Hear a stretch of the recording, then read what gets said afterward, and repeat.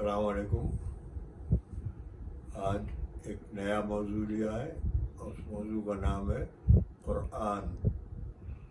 قرآن کے دو معنی ہیں عربی زبان میں، عربی لغت میں۔ ایک وہ جو پڑھا جائے اور دوسرا اصطلاحاً جو رائج ہے، یعنی مسلمانوں کی مذہبی کتاب، اس کو بھی قرآن کہتے ہیں کیونکہ وہ بھی پڑھا جاتا ہے بہرحال۔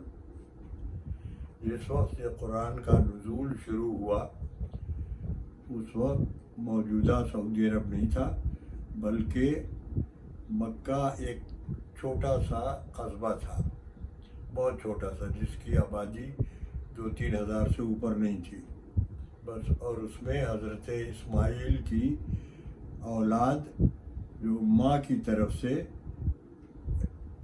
یمن کی رہنے والی تھی اور باپ کی طرف سے عراق کے رہنے والے تھے۔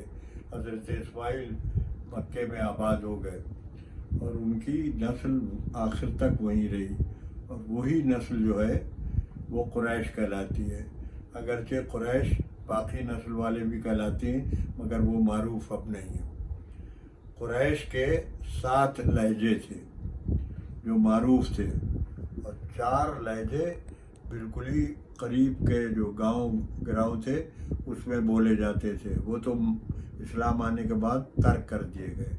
تو 7 لہجے جو تھے انہی میں قرآن کی لوگ قرأت کرتے تھے۔ حضور اکرم نے قرأت کو حجاز کے لہجے میں پسند فرمایا، اور وہ قرأت مسنون ہے، اور اب تک لوگ وہی قرأت کرنے کو پریفر کرتے ہیں۔ آج کے دور میں قرآن شریف کی 7 قرأتیں رائج ہیں، جنہیں قرآ سبا کہتے ہیں۔ قرآ قاری کی جمع، سبا مانے 7 قاری۔ حالانکہ یہ تقریباً 22 قاری ہیں، مگر باقی قاری جو ہیں وہ اہل علم کے لیے ہیں جنہیں قرأت کے فن سے دلچسپی ہو، ان کے لیے، باقی عام قاری کے لیے نہیں ہے۔ ایک قرأت قرآن شریف کی حجازی ہے، باقی 6 قرأتیں غیر حجازی ہیں، اور وہ سب رائج ہیں، جیسے مصر کی قرأت، جیسے مراکش کی قرأت، جیسے ایران کی قرأت، یہ رائج ہیں اور مسنون سمجھی جاتی ہیں۔ جس وقت قرآن نازل ہوا اس وقت عربی زبان جو تھی وہ خط کوفی یعنی جیومیٹریکل الفابیٹ ہوتے تھے، نقطے نہیں ہوتے تھے، صرف لکیریں ہوتی تھیں، جسے انگریزی میں اسٹروک کہتے ہیں، اس سے لکھا جاتا تھا۔ حضور کی زندگی بھر یہ اسی طرح نظام رہا، خط کوفی میں، اور جتنے قرآن شریف تھے وہ خط کوفی ہی میں موجود تھے، کتابت کیے ہوئے۔ جب یہ قرآن شریف جمع ہوا اور مدون ہو گیا تو یہ خط کوفی میں تھا۔ اسے رسول کی زندگی میں، اس کے بعد پہلے 4 خلفاء کی زندگی میں خط کوفی ہی میں رکھا گیا۔ پھر جب مسلمانوں کی تعداد بڑھی اور وہ مملکت حجاز سے باہر نکلے اور مشرق، مغرب اور شمال اور جنوب میں پہنچے تو انہیں یہ احساس ہوا کہ صرف یہاں کا رہنے والا ہی پڑھ سکتا ہے اس قرآن کو، باہر کا آدمی وہ نہیں پڑھ سکتا۔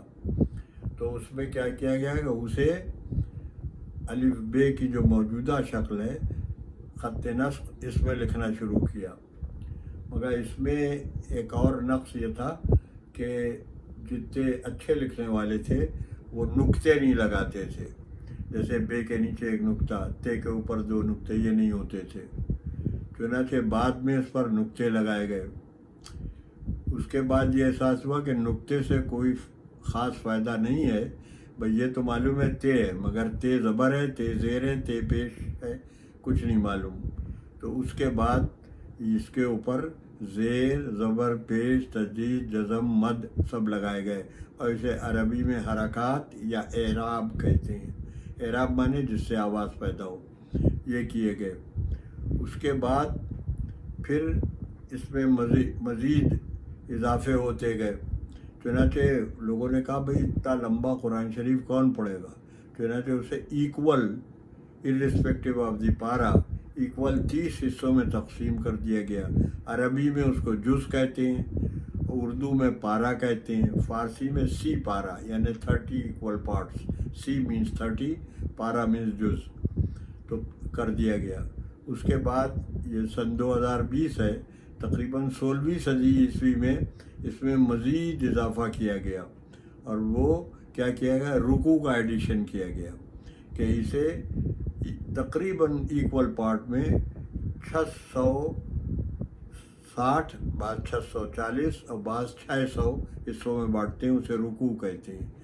رکوع کے کئی معنی، ایک معنی تو جھکنے کے بھی ہیں اور ایک معنی یہ وقف کرنے کے بھی ہیں، تو یہاں وقف کریں۔ اور یہ کیوں کیا گیا، اس کی وجہ یہ تھی کہ جو لوگ تراویح پڑھنا چاہتے تھے ان کے لیے مشکل تھا کہ اگر پارے سے پڑھیں گے تو سورہ بقرہ 2.25 پارے کا ہے تو کیسے ختم کریں گے 20 رکعت کے اندر۔ چنانچہ یہ کیا گیا کہ روزانہ جو ہے وہ رکوع کی تعداد 30 دن کا اگر رمضان ہے اور 20 رکعت روز پڑھ رہے ہیں تو 600 ہوئے، تو 600 رکوع اس کے بنا دیے۔ گویا ہر روز ایک پورشن آپ رکوع کا پڑھیں گے اور دوسرا 30 دن میں وہ 600 رکوع پورے ہو جاتے ہیں، اس طرح رکوع کا اضافہ ہوا۔ ان تمام تبدیلیوں میں جو چیز سب سے اہم ہے کہ اگر آپ کی نیت اچھی ہے، اگر آپ ترویج اسلام چاہتے ہیں، اسلام کی ترقی چاہتے ہیں، مسلمانوں کی بھلائی چاہتے ہیں، تو ہر نئی چیز کو اس زمانے کے علماء نے بھی ایکسیپٹ کیا، اور 400 سال پہلے کی مثال ہے کہ رکوع ایڈ کیا گیا۔ لہذا بدعت کی 2 قسمیں ہوئی، ایک بدعت حسنہ، ایک بدعت سو۔ بدعت کہتے ہیں کسی چیز کا اضافہ کرنا جو پہلے سے وجود نہ رکھتی ہو، تو اگر کوئی اچھی چیز ہے آپ اضافہ کر رہے ہیں اس کا تو بڑی اچھی بات ہے، اور کوئی بری چیز ہے تو اس سے پرہیز کرنا چاہیے۔ چنانچہ پہلی بدعت کے بارے میں حضرت عمر رضی اللہ عنہ کا لفظ ہے کہ جب انہوں نے دیکھا کہ لوگ تراویح جماعت سے پڑھ رہے ہیں جو رسول نہیں پڑھتے تھے، نہ ابو بکر پڑھتے تھے، نہ حضرت عمر خود پڑھتے تھے، تو انہوں نے لفظ استعمال کی نعم البدع، یہ بڑی اچھی بدعت کا اضافہ ہوا ہے۔ تو ہر دور میں بدعت ہوتی ہے، جیسے آج کے دور میں ہم لاؤڈ اسپیکر پر اذان دیتے ہیں، اور پہلے زمانے میں اسے برا سمجھا آتا تھا کہ مکبر بھی بولے، صرف امام نماز پڑھتا تھا۔ اب یہ ہو گیا کہ لاؤڈ اسپیکر پر ہوتی، اب انٹرنیٹ پر بھی اذان ہوتی، یوٹیوب پر بھی اذان ہوتی، اور مختلف ذرائع ارسال و ترسیل پر اذان ہوتی ہے، اسے سب لوگ اچھا سمجھتے ہیں۔ اگرچہ حضور کے دور میں نہ پہلے 4 خلفاء کے دور میں ان میں سے کوئی چیز نہیں ہوتی تھی، مگر اسے کوئی رد نہیں کرتا، اس لیے کہ ایک اچھی بدعت ہے، یہ بدعت حسنہ ہے۔ لہذا ہر وہ چیز جو زمانے سے مطابقت رکھتی ہو اور دین اسلام کے اصول سے انحراف نہ کرتی ہو، وہ جائز ہے اور بہتر ہے اور کرنا چاہیے، ہر وقت کرنا چاہیے۔ اور وہ تمام چیزیں جو ماضی میں اگرچہ ہوتی تھیں مگر اب وہ نہیں ہو سکتی یا نہیں ہونا چاہیے، تو انہیں ہمیں ترک کر دینا چاہیے۔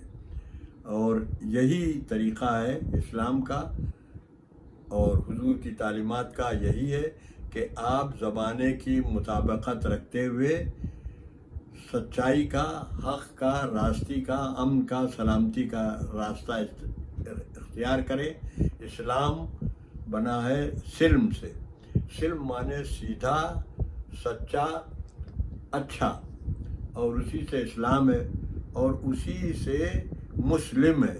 وہ آدمی جو سیدھا ہو، سچا ہو، وہ مسلم ہے، اور اس کی جمع آپ کو معلوم ہے مسلمین یا مسلمان اردو میں کہتے ہیں۔ تو یہ ہمیں قرآن شریف بہت سے درس دیتا ہے، ان میں سے ایک یہ کہ ہر اچھی چیز کی ترویج یعنی اس کی اشاعت پھیلاؤ کرنا چاہیے، اور ہر بری چیز سے پرہیز کرنا چاہیے۔ والسلام علیکم ورحمۃ اللہ وبرکاتہ۔